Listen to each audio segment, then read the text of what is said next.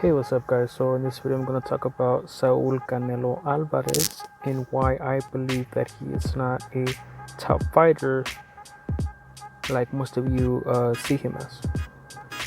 So, I'm going to start, I believe, about 8 years ago when he fought Matthew Hatton. It was March of 2011. So he fought Matthew Hatton for the vacant WBC light to middleweight title, and that's 154 pounds.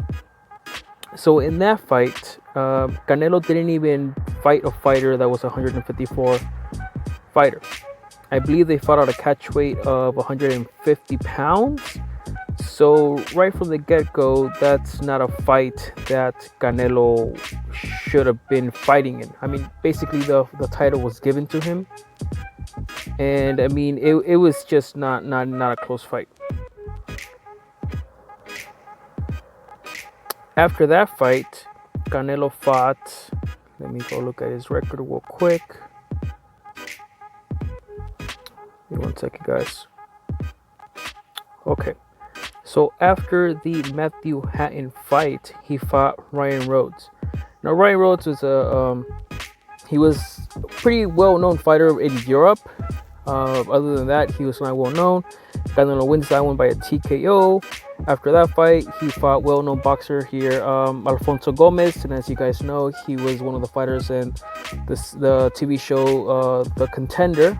Now Gomez, he has a lot of heart. There's no doubt about that. But he was not a fighter that showed any threat to Canelo. And from the get-go, Canelo just dominated him, 6-round TKO. After that fight, he fought Kermit Cintron, another TKO. Now, Kermit Cintron in that fight, he was not a fighter at Canelo's level. Cintron was old. In his last 5 fights before that fight, he was, I believe, 2-5. One of those losses to Paul Williams and Carlos Molina. So, I mean, Canelo's not fighting guys that are coming off of wins. He's fighting fighters that are old, coming off of losses. So he was not a good opponent for Canelo. Now, after the Kermit Cintron fight, he fought Shane Mosley. Now, Shane Mosley, he's a legend. No doubt about that. But Shane Mosley was already about 3-4 years out of his prime. Shane Mosley was coming off of losses as well, I think he had fought Manny Pacquiao, and he was old, slow. He didn't have anything on his punches. Now Mosley, I believe he hadn't won a fight since he had knocked out Antonio Margarito. So in Floyd's last 4 fights before the Canelo fight, he was 2 losses, 1 win. So he was 1-2-1. He won 1 fight, and that was the Antonio Margarito fight. He lost against Mayweather after that fight. After that, he drew against Sergio Mora, and then he lost to Manny Pacquiao. And then he got the Canelo Alvarez fight for no reason. He mostly got a title shot. So Canelo defended his title, but against an old Shane Mosley. I mean, this is the type of fights that Canelo obviously gets, and everybody says he beat Shane Mosley, he beat a champion. To me, that's not a good win. After that fight, he fought Alfredo Angulo. Now, Alfredo Angulo, he was also past his prime, slow. That was a TKO on 10th round. Again, Angulo was coming off losses.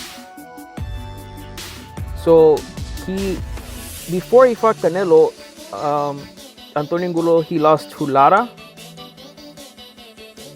So another fighter coming off a loss. In his last 4 fights, Angulo was 2-2. So he had 2 losses and 2 wins in the last 4 fights before Canelo. So again, fighter coming off a loss. Not a good opponent again for Canelo. So this is my point, guys. He's fighting guys that are not up to the level. They're not winning fights. They're losing fights. After that fight, he fought Eliseo Lara. Now Lara, he's a good Cuban fighter. He's technical, he's slick, and Canelo had a hard time with that fight. Now that fight, Canelo won by split decision. A lot of people had Lara winning that fight and Canelo losing that fight. Now, obviously, Canelo is a bigger name, so they did give the fight to Canelo. Me personally, I had the fight as a draw. I believe Lara did enough to get that draw, and Canelo did not throw his hands enough, or at least did not land enough to get a win. Now, after that fight, Canelo fought James Kirkland, and yes, he had the big knockout. Yeah, good knockout, obviously, but Kirkland hadn't fought in a year and a half before that fight. He was coming off of wins, but it was against guys that they're beatable. So Kirkland, I mean, he hadn't fought in a year and a half. He was basically retired in that fight. So, I mean, again, old fighters that are not fighting that much. Kirkland was past his prime as well. After that fight, let me see. After the Kirkland fight, he fought Miguel Cotto. Now, Miguel Cotto, old fighter, again, past his prime. Yes, he was a champion at 160 pounds, but Cotto had not even fought at 160 pounds. All his wins at middleweight were at catchweight. And then when you throw in the Sergio Martinez fight, Cotto had beaten the Sergio Martinez with no knees. So what do? They match him up against Canelo. And Canelo, obviously, he beats Cotto. Now, Canelo should have knocked out Cotto. I don't know if he showed him too much respect, but that's a fighter that he should have knocked out. Now, my point is, when he fights great fighters, like Cotto, he was a great fighter, don't get me wrong. But he was not in his prime. I mean, in his prime, Cotto got knocked out about with Margarito. I know there's controversy, but Margarito knocked him out. Pacquiao knocked him out. Canelo should have knocked him out. He was the bigger, stronger boxer. So he should have knocked out Cotto, and he didn't, and he got the unanimous decision. Again, old fighter, past his prime. After that fight, he fights Amir Glass Chin Khan. Now Khan, he's a quick, fast fighter. Obviously, he has trouble with taking punches. Khan, I believe he was fighting at 140, and he had to move up 2 weight classes to 154 to fight Canelo. I mean, Amir Khan was just a way smaller fighter. Throughout the fight, Khan, to me, was actually winning that fight until that brutal knockout. Now, Khan, he's a good fighter, but again, Canelo's fighting old fighters or fighters that are not at his weight class. He's basically cherry picking. To me, it was the equivalent of a 6th grader fighting a kindergartner. That's how the difference in weight and size was to me. So again, he knocked him out, but I don't really give Canelo credit for winning that fight at a high level with Khan. After that fight, he fought Liam Smith. Liam Smith, good boxer. Knockout, 9th round. I guess it was an okay win, but he's not well known. He's not one of the top ranked fighters out there.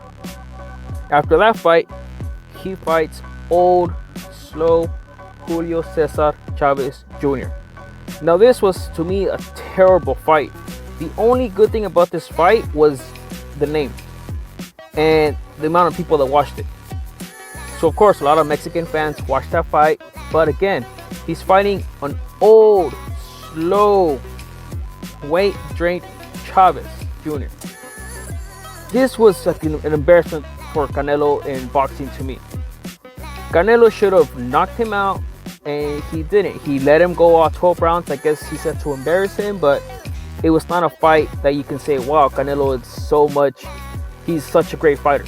I mean, he's fighting guys slow as hell. I'm sorry. After that fight, he fights Triple G.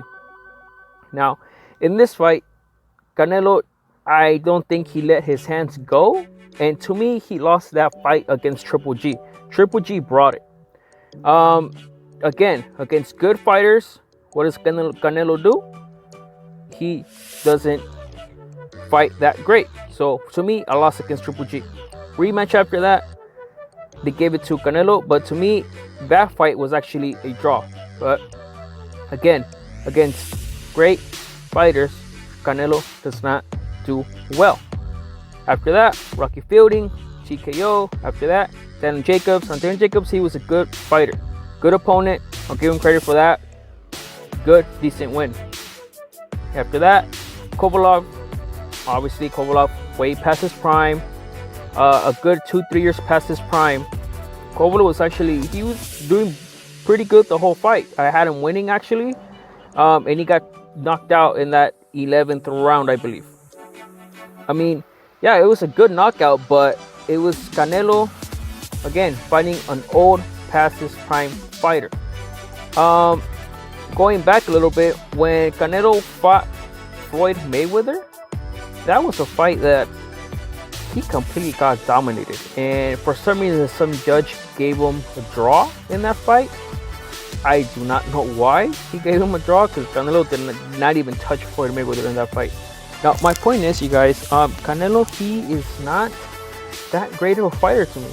I mean, yes, he looks good in his fights, he looks powerful, he looks fast, he looks slick. Yes, I get that, but he's not fighting top caliber fighters. The only fighters that he's fought that are top caliber fighters that you can say had a good chance of beating Canelo was Floyd Mayweather, Lara, Triple G twice, and Daniel Jacobs. So that's 5 fights. To me, he lost one against Triple G. He lost against Floyd Mayweather, obviously, and the Lara fight could have gone either way to me. So he can easily be 3-2 or 2-3. He's not fighting top caliber fighters. He just is not fighting fighters in their prime. I think that's the biggest criticism, at least for me, on Canelo.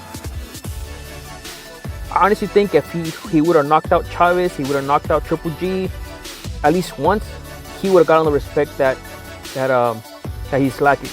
But he's not knocking fighters out when it really matters. He's knocking out fighters that are way smaller than him, way drained, or just way past his prime. And when he should be knocking him out, when it's a top caliber fighter. So, and then he goes on and says that he beat Triple G twice, clearly. And I don't know if he honestly believes that, or he just believes the hype by his promoters, but he has not beaten Triple G cleanly. And I think that's what rubs people the wrong way, because he's not that humble fighter. If you look back, the fans, they really like fighters like Palmero Marquez, Pacquiao. Why? Because they fought guys in their prime, and they fought, like they say, Mexican style the whole time.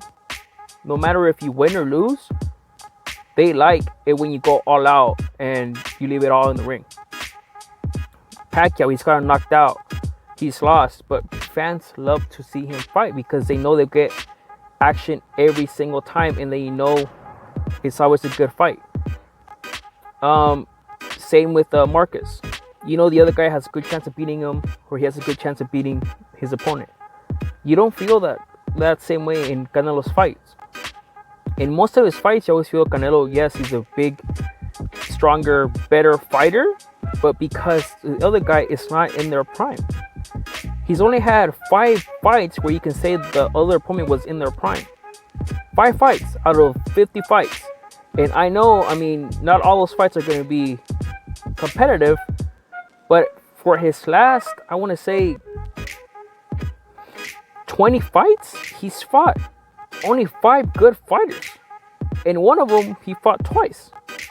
So, I mean, I don't know. I honestly do not know why people think he is that top caliber fighter when he doesn't have top caliber competition all the time. So, to me, he's not a top caliber fighter. To me, the top caliber fighters are guys like Errol Spence. He's fighting everybody in the division. Manny Pacquiao, he's fighting everybody in the division. In their prime, young, does it not matter. and Lomachenko. Those are fighters that I've seen that are really top caliber fighters. I don't. Let me know what you guys think, but that's just my opinion. Don't forget to like, share, and subscribe, and leave some comments down below. Thank you.